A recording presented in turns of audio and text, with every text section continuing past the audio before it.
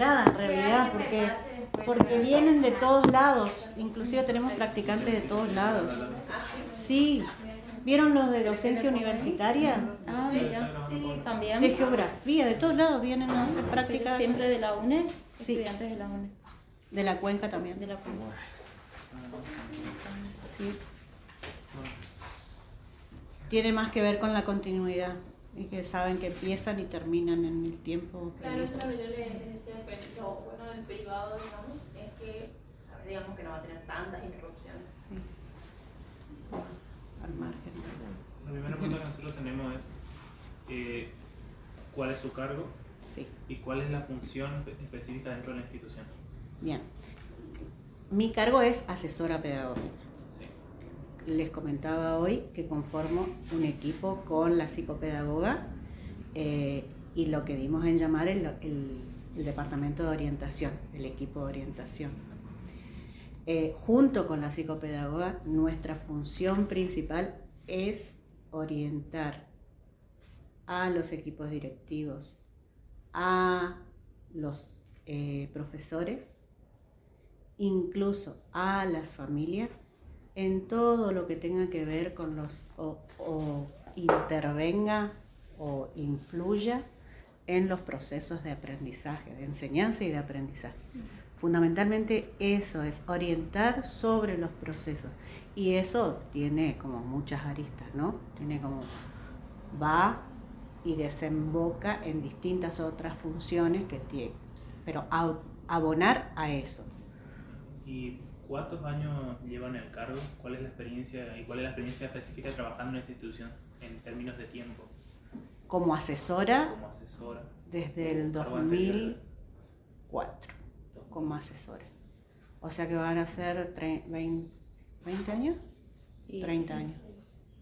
2004, 28. 25. No, van a ser 20. 20 años, en el 24 van a ser 20 años. 20, claro. ¿Y en cargos similares? En cargos similares ¿En otra tuve institución?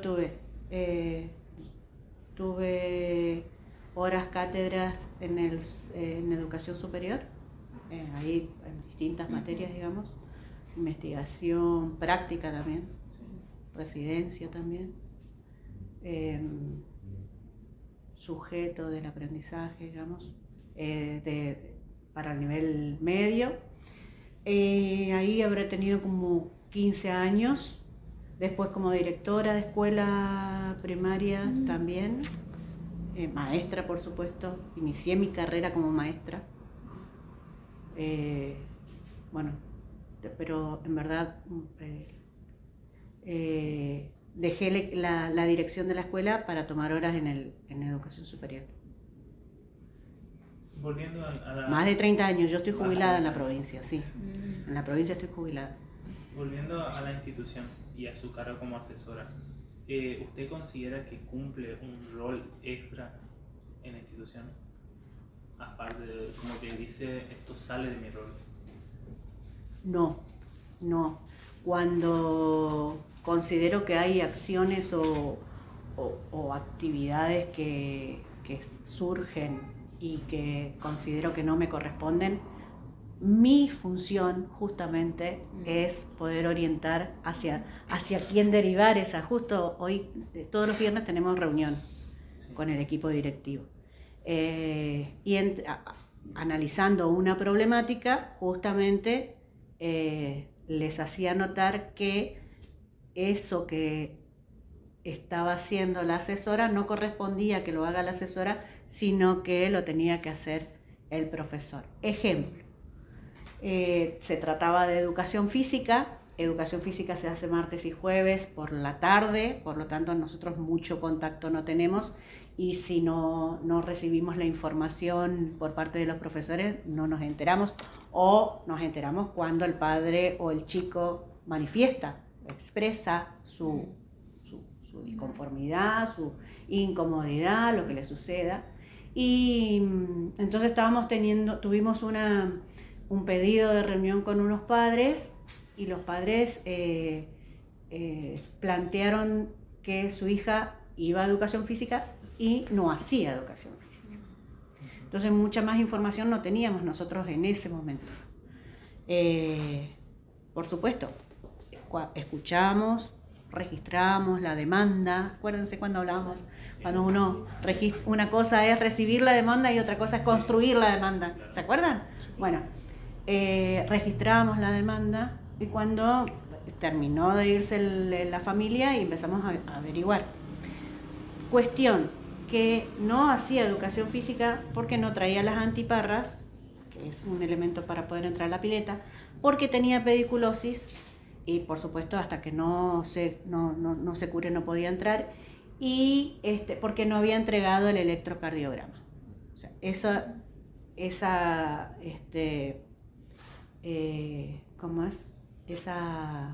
tres causas hacían que la nena no ingresara a la pileta, no hiciera educación física. Bueno, y ahí vimos, el martes tuvimos reunión con con todo el equipo de educación física. Entre las cosas que se trataron este tipo de cuestiones. ¿Y por qué? Porque le pedían a la psicopedagoga que como ella atendió a la familia, que ella le escriba. Digo, no. ¿Quién tiene que dar respuesta? Primero es el profesor. El profesor tiene que registrar todas estas cosas e informar a la familia de que tal día no hizo educación física por esto. A la semana siguiente volvió a suceder lo mismo. A la semana siguiente volvió a suceder lo mismo. ¿Por qué? Porque ¿quiénes son los que cotidianamente están asistiendo a esa problemática? ¿La pueden agrandar? ¿La pueden disminuir? ¿La pueden resolver? Los profesores. Nosotros podemos orientar sobre eso o sugerir cuál es el mejor camino. No quiere decir que sea el mejor tampoco, pero es lo que nosotros podemos ver. Hasta ahí. Entonces digo, no la psicopedagoga. ¿Quién hace eso? Entonces no me siento superada por eso. Respondiendo la... Con respecto a esto de las acciones que se realizan, ¿usted tiene, digamos, un cotidiano? No digamos día a día, capaz semanal, de decir, casi en toda la semana o en la mayoría de la semana hago tales cosas. Tengo la agenda. La agenda. Tengo la agenda. Tengo una agenda anual que la hacemos... A ver, esto arranca siempre cuando finaliza el año. Cuando finaliza el año, la escuela hace evaluación docente, o sea, los docentes evalúan todo el trayecto, todo el año, a nivel pedagógico, a nivel de vínculos, a nivel de problemáticas con la familia, todo, se evalúan unos cuantos aspectos, digamos, y entonces ahí observamos qué estaría bueno que mejoremos para el año siguiente.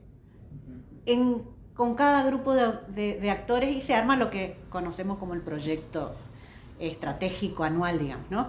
Entonces, para ese proyecto estratégico anual, armo mi propio plan, que tiene un plan anual. Y luego, mes a mes, hago eso. O sea, traslado esa agenda y la hago posible mensualmente. Entonces, yo sé que, porque nosotros, al margen de las mañanas, que los profes vienen a la mañana y demás, tenemos encuentros docentes con todos los equipos 2 veces en el mes, los martes a la tarde, 2 horas cada taller, y los talleres son una función mía, digamos, mía del equipo de orientación, ¿no? De generar esos espacios, coordinar esos espacios, planificarlos, o sea, todo lo que tenga que ver con los talleres son nuestros.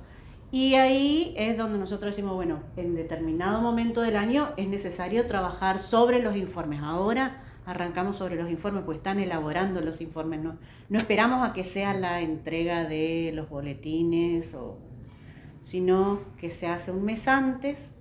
Un mes antes se convoca, por ejemplo, si hay que convocar a los tutores. Entonces se hace un informe individual de cada estudiante.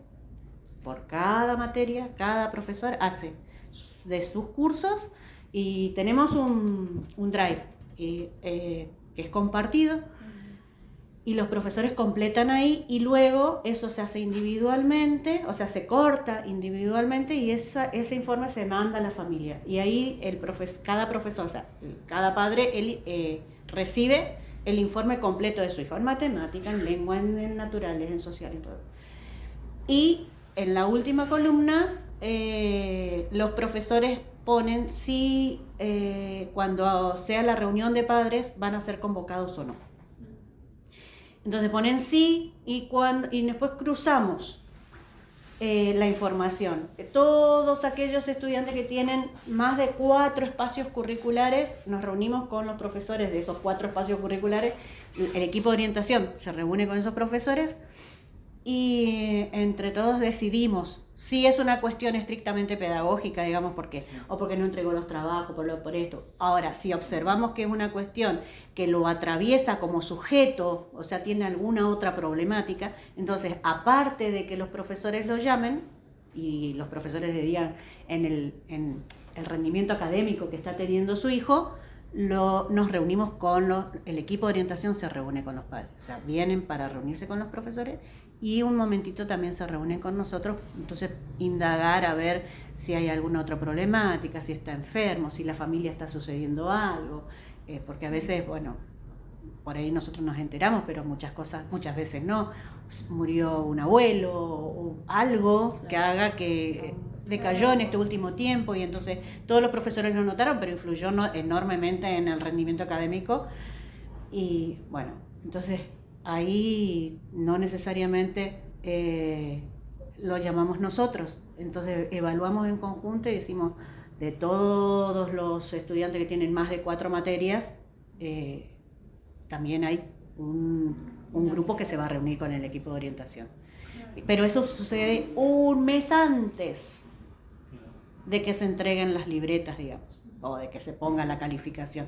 Por lo tanto, después de conversar con los padres y demás, también trabajamos con la familia qué podríamos estar haciendo, a ver si una cuestión de organización, de dispersión, de lo que fuera, por ahí trabajar algunas herramientas como la agenda, como tener el horario, cuántas veces podría el padre verificar tenemos la plataforma y la plataforma GoSchool habilita la calificación permanente, digamos. Entonces, todos los trabajos que se hacen, el profesor los sube a GoSchool y los chicos lo suben completo a ese trabajo y el profesor le hace la devolución ahí, le pide que complete, le pone otra fecha de entrega o lo que fuera, pero tenés la devolución ahí. Entonces, esa es una información también a la que accede la familia. Por lo tanto, por ahí, si vemos que el padre ni siquiera abrió, una de las cosas que le pedimos es que abran y miren. Con respecto a la organización de su agenda, ¿qué criterios son tenidos en cuenta para decir esto va primero, esto se puede postergar, esto puede hacer mañana? En principio, esto que les decía, que en el transcurso del año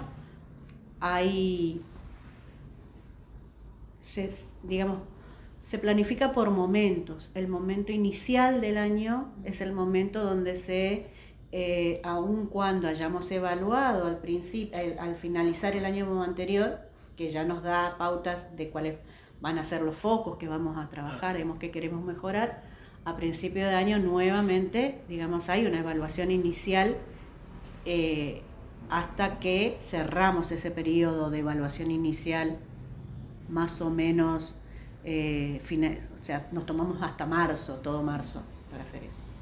Y ahí planificamos el año, ¿no? Porque vos tenés, en general, van coincidiendo con la trayectoria del ciclo lectivo, es decir, los periodos de enseñanza, de evaluación y de aprendizaje que terminan en un determinado momento y entonces, bueno, vos decís, acá planifico el año completo, en todo este periodo planifico el año completo, luego planifico el primer periodo, que puede ser el primer cuatrimestre, y planificar el primer cuatrimestre implica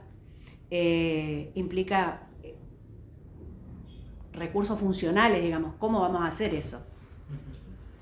Y entonces ahí la agenda se empieza como a abrir, se nutre, porque vos decís, me tengo que reunir con los profesores, tengo que reunirme con el equipo de orientación, tengo que tener momentos para analizar la información que se produce, porque hay mucha producción. Hay mucha producción. A ver, esto al final de cada año se notan los focos que se van a tener más en cuenta al año siguiente. A partir de esto, inician los proyectos. Claro, eso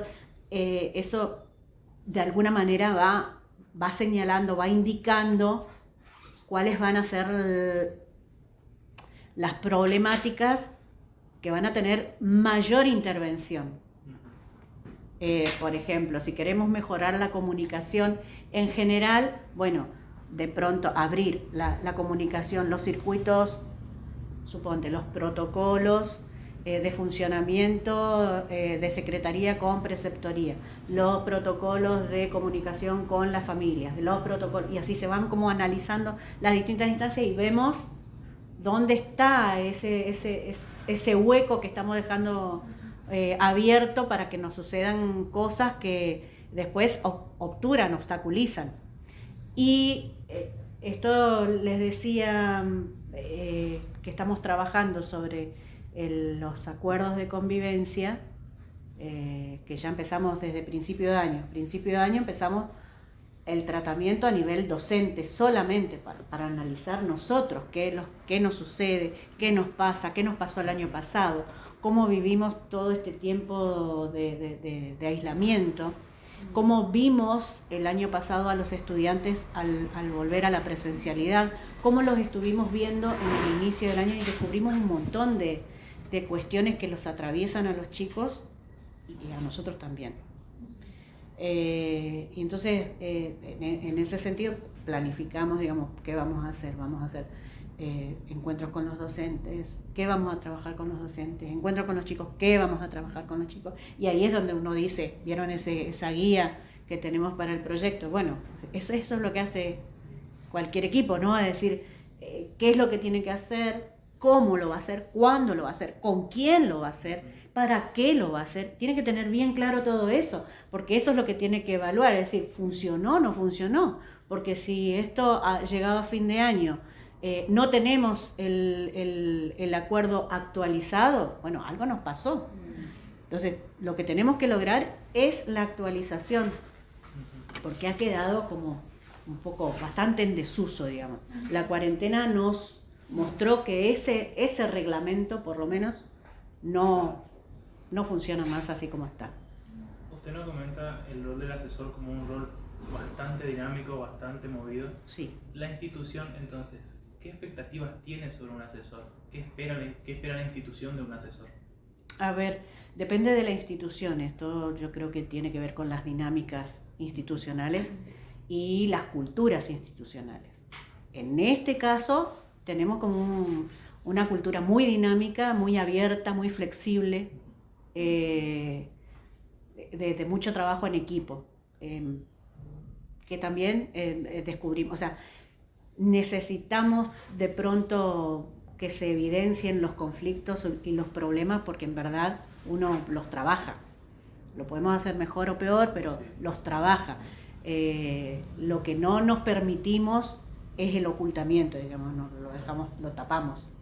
Entonces, por eso, por esa dinámica, el rol del asesor es muy importante, es súper importante, porque, y lo que más cuesta de pronto es, porque uno no puede no implicarse con las circunstancias, pero trabajar esa implicación, no sé si por ahí Lidia Fernández si la ubican, bueno, uno no puede sacarse eso porque somos esos sujetos, pero sí poder colaborar en el equipo y ser como ese lugar bisagra de poder decir, cuando asumió la directora, por ejemplo, que asumió este principio de año, porque teníamos un director, cuando asumió la directora, lo primero que le dije es,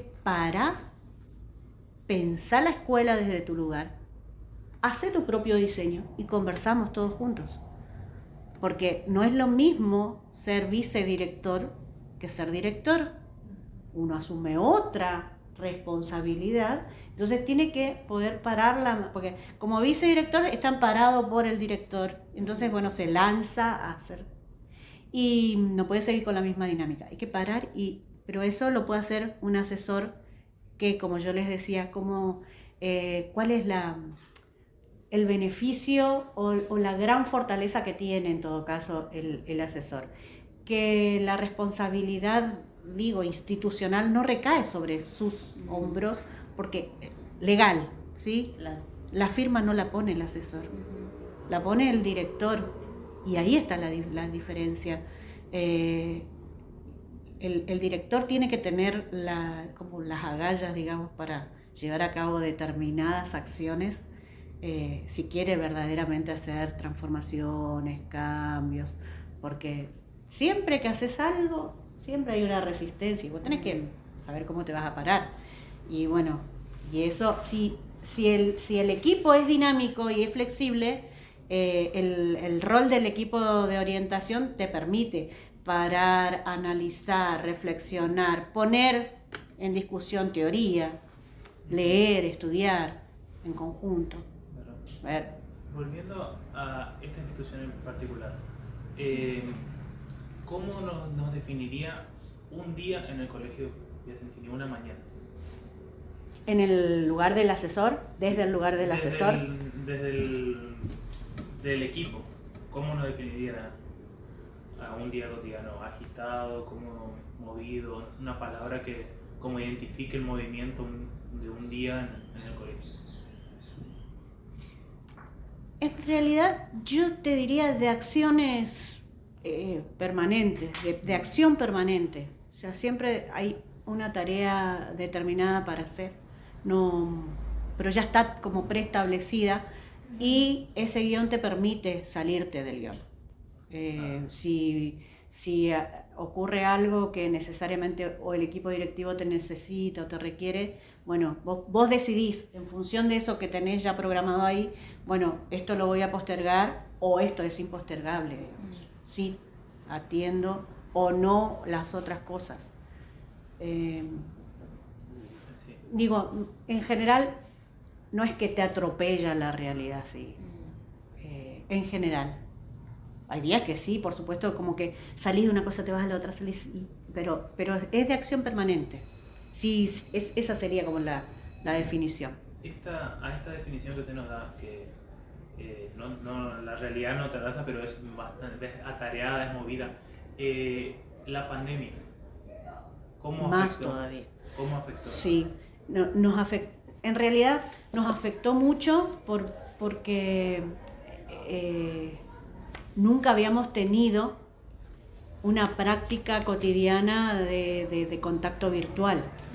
Siempre había sido presencial, por lo tanto, por más que a la tarde sigamos comunicados por WhatsApp o nos llamamos por teléfono, lo que fuera, salíamos de la escuela y cortábamos.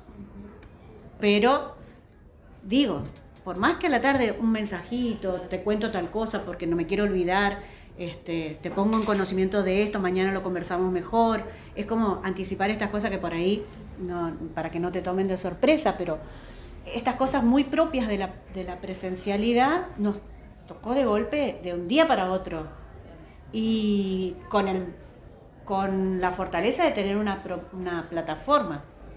O sea, al tener la plataforma, tuvimos que acondicionar esa plataforma para dar clases, y en ese proceso es como que se nos extendió el horario escolar porque estuvimos prácticamente, qué sé yo, 10 horas trabajando sobre eso, o sea, diarias, todos los días. Y después la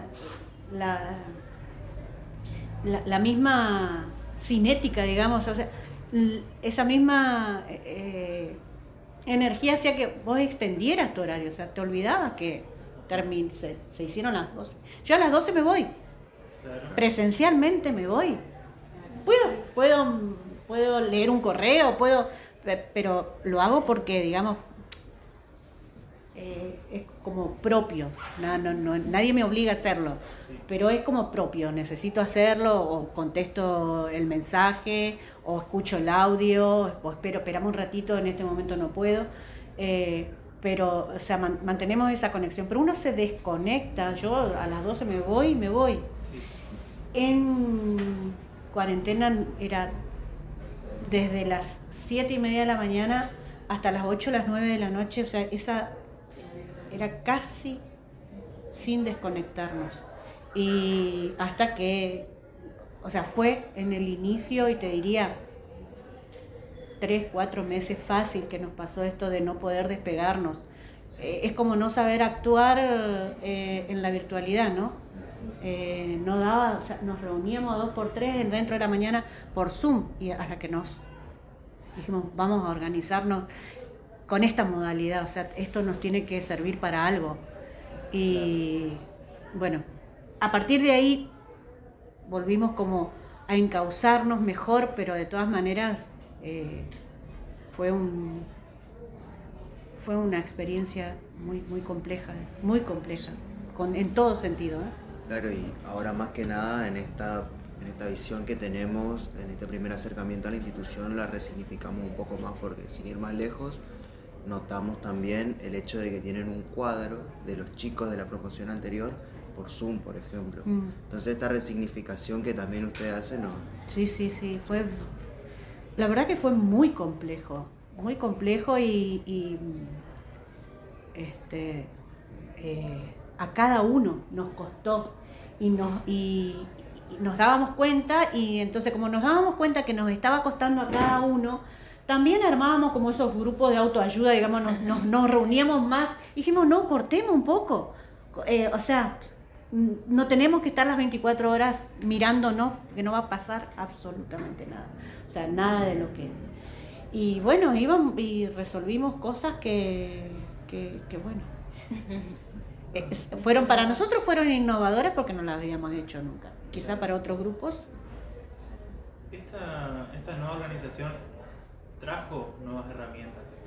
De esas nuevas herramientas, ¿algunas se conservaron al momento de volver? Sí. ¿Cuál? Nosotros la plataforma la seguimos sosteniendo. Ajá. Aún cuando los chicos vienen a clase y cuando el profe viene a clase, todo lo que sostiene la plataforma, toda la propuesta pedagógica de cada uno de los profesores está en la plataforma. Los modos de comunicación van por plataforma. Todo, o sea, eso no lo vamos a dejar más, porque vino a resolver otras cosas que en la presencialidad nosotros lo habíamos trabajado de manera distinta en otras situaciones. Ejemplo, hemos tenido estudiantes que estaban muy enfermos, con enfermedades muy prolongadas, incluso chicos que han fallecido después, y se sostenía la educación hospitalaria, que le dicen, ¿no? Entonces nosotros hacíamos contacto con la escuela del hospital en Buenos Aires, trabajábamos los profesores con los profesores que ellos tenían, y había materias que ellos no tenían en esa escuela, entonces el profesor de acá, a través del correo, bueno, ahora eso se resignificó porque nos dimos cuenta que esto lo podíamos hacer todo por plataforma. Hay un chico que tiene una enfermedad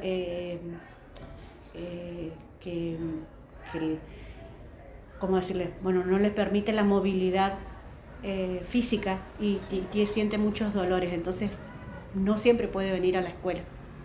Entonces lo que hace es, viene cuando está menos dolorido, y cuando está muy dolorido se queda en la casa y trabaja por plataforma y se conecta. O sea, el profesor, cuando sabe que no van a venir, el profesor conecta la clase y el chico se conecta en su casa. Entonces, y esas eran cosas que no las habíamos previsto antes, y ahora... ¿Cómo fue volver a la presencialidad en etapas?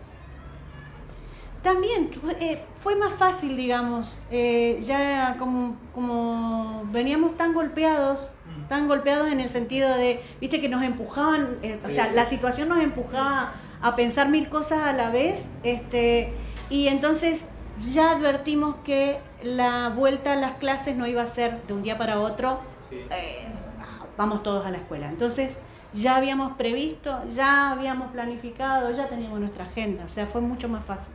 Por supuesto, fue fácil la organización, la organización en el sentido del pensamiento y del diseño. Por supuesto que después los preceptores, los profesores, toda esa ingeniería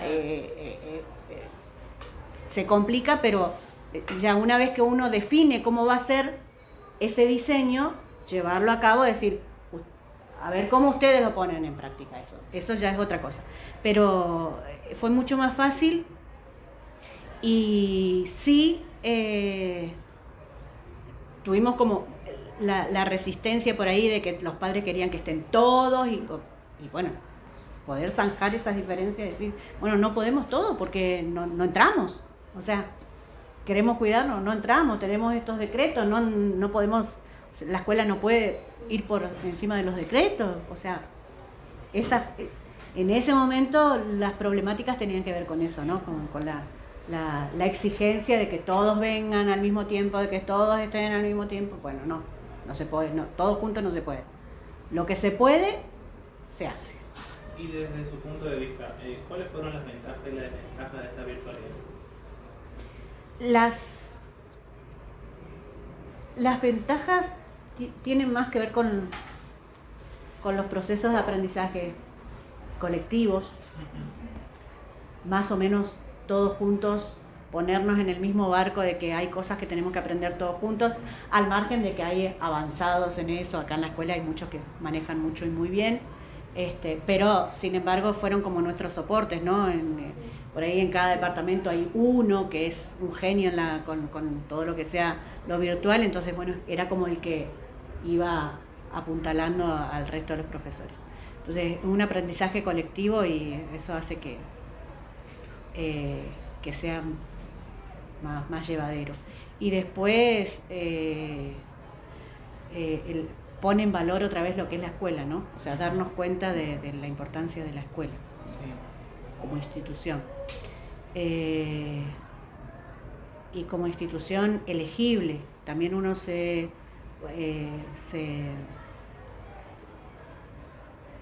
eleva la autoestima de la institución, es decir, cómo es elegible. En los 2 años de pandemia se acrecentó una barbaridad la demanda de lugares,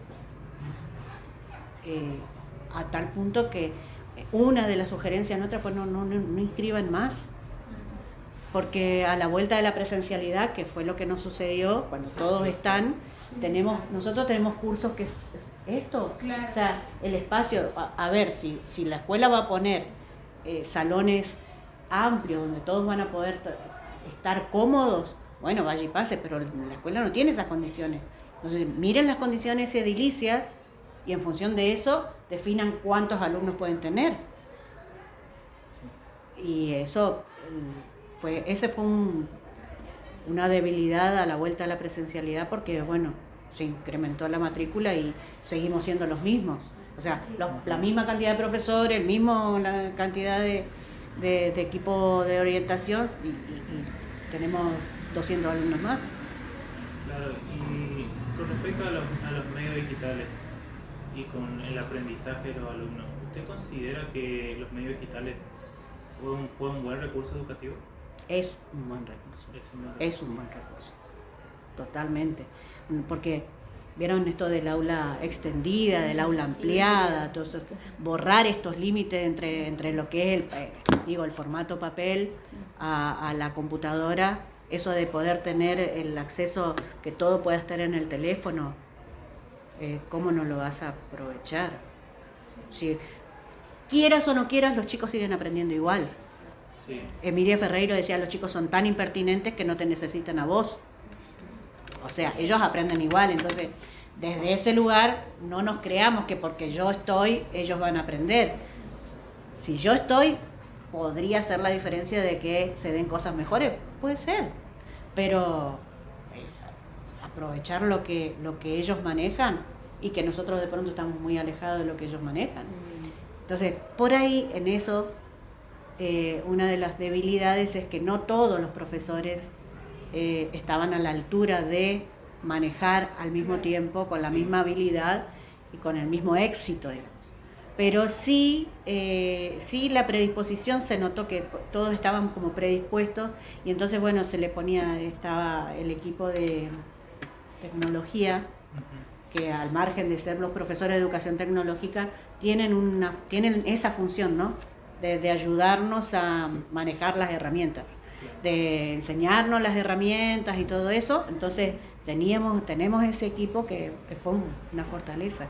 Y al lado de cada profesor, que era el que más le costaba y demás, que de todas maneras al volver a la presencialidad fue como un nuevo shock, porque claro, ya habían aprendido unas cuantas cosas en ese tiempo, y bueno, usarlo dentro del aula no es lo mismo que usarlo a través de la computadora, y es otro aprendizaje que hay que hacer.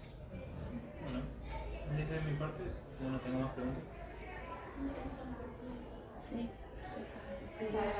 Bueno, Muchas gracias. me voy porque tengo reunión con dos. Ahí voy.